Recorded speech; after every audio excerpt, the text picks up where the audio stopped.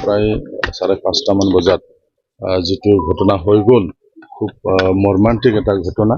এতিয়া পুলিচে ঘৰৰ মানুহবিলাকক লৈ গৈছে, থানাত ষ্টেটমেণ্ট লৈ আছে তেওঁলোকে।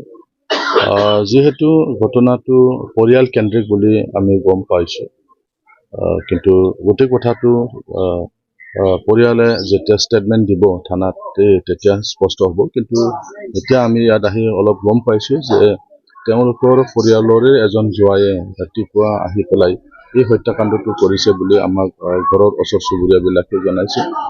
মই অৱশ্যে পুলিচ বিষয়াসকলক লগ পোৱা নাই, কিন্তু আমাক এই পৰিয়ালৰ লগত লাগি থকা যিবিলাক ঘৰ আছে, এই ঘৰৰ আমাৰ সদস্যসকলে আমাক জনাইছে যে তেওঁলোকক পৰিয়ালৰ কিছু মানুহেই কৈছে যে তেওঁলোকৰ এজন জোৱাই তেওঁ এই হত্যাকাণ্ডটো কৰিছে বুলি কৈছে।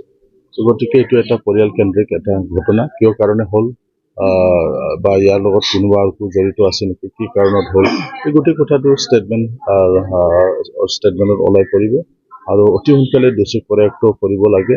ময়ো প্ৰশাসনক দাবী জনাইছোঁ, য'তেই নাপালক এই কৰায়ত্ব হ'বই আৰু প্ৰকৃত যি কাৰণ সেই কাৰণটো নিশ্চয় পুলিচে অতি সোনকালে ওলাব পাৰিব বুলি মই ভাবোঁ। আৰু ইয়াৰ কাৰণে সকলোৱে সহযোগ কৰিব লাগিব। দতমাৰ মানুহ বুলি কৈছে, আমি দতমাৰ মানুহবিলাকৰ লগতো কথা পাতিম, য'তেই নাথাকক যাতে দতমা পুলিচ বা দতমাৰ ৰাইজেও তেওঁক মানে পুলিচৰ হাতত যাতে তেওঁক গোটাই দিব পাৰে তেনেকুৱা যাতে ব্যৱস্থা লয়, সেই ব্যৱস্থাটো আমি ৰাইজৰ ফালৰ পৰা আমি কৰিবলৈ চেষ্টা কৰিম। क'क्राझार फरायसालिमाया जे क'क्राझार बुहुम फरायसालि जे जाबाय, दिनै आसामनि रायजो बेंगिरिया दा आसाम गेजेट मोनसे फोसावनानै बेखौ जे आयेनाव बारस्लायहोबाय, बिनि थाखाय आङो बिथांखौ साबायखर बावो। खाथियाव थानाय धुबुरी, बङाइगाव, खाथि खालानि जे जिल्लाफोर, बे जिल्लानि फरायसाफ्राबो बड'लेण्ड इउनिभारसिटियाव फरायफैनायनि थाखाय गोबां फरायसाफ्रा एडमिसन लानो खाबु मोनामोन। दा जिहेतु क'क्राझाराव आरोबाव गंसे इउनिभारसिटि जों मोननो हाबावबाय, एबार फरायसाफ्रा एडमिसन लानो थाखाय एबा गोजौ थाखोनि सोलोंथाइ मोननो थाखाय MA, MSc, MCom फरायनो थाखाय आरोबाव मोनसे खाबु जागोन। दिनै क'क्राझारनि सासे सुबुं महरै आरो क'क्राझारनि सासे MLA महरै आङो आसामनि मानगोनां रायजो बेंगिरि, आसामनि मानगोनां गिबि मन्थ्रि डक्टर हिमन्त बिश्व शर्मा आरो लोगोसे आसामनि सोलोंथाइ मन्थ्रि डक्टर रनज पेगु बिथांमोनखौ आं साबायखर बावदों जे जोंनि क'क्राझाराव गोबाव बोसोरनिफ्राय लुबैबाय थानाय आरो 2 बोसोर सिगां आसामनि मानगोनां गिबि मन्थ्रिया फोसावलांनाय बायदि क'क्राझार सरकारि जे फरायसालिमा, बे क'क्राझार सरकारि फरायसालिमाखौ क'क्राझार मुलुगसोलोंसालि जे आबुं महर होबाय, बिनि थाखाय आङो दिनै बे समाव बिथांमोनखौ साबायखर बावदों।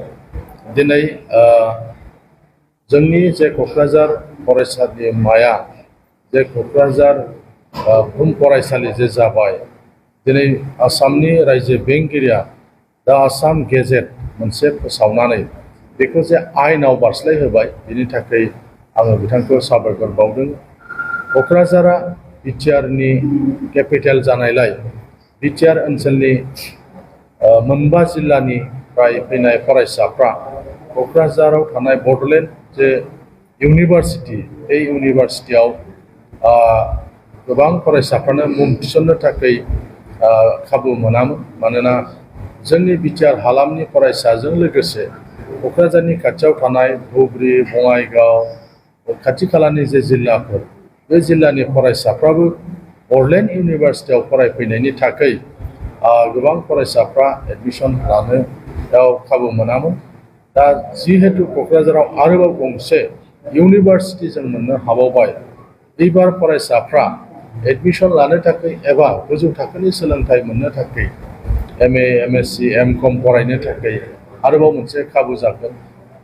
दा बेनिखायनो दिनै जोङो बे समाव आसामनि रायजो बेंगिरि, आसामनि मानगोनां गिबि मन्थ्रि आरो आसामनि सोलोंथाइ मन्थ्रि बिथांमोनखौ साबायखर बावदों। क'क्राझाराव इउनिभारसिटि फोसावनायल' नङा, इउनिभार्सिटिखौ आबुं मोनसे महर होनायनि थाखाय आं बिथांमोनखौ रायजो राजानि जानानै आरो सासे एमएलए महरै बिथांमोनखौ आं साबायखर बावो।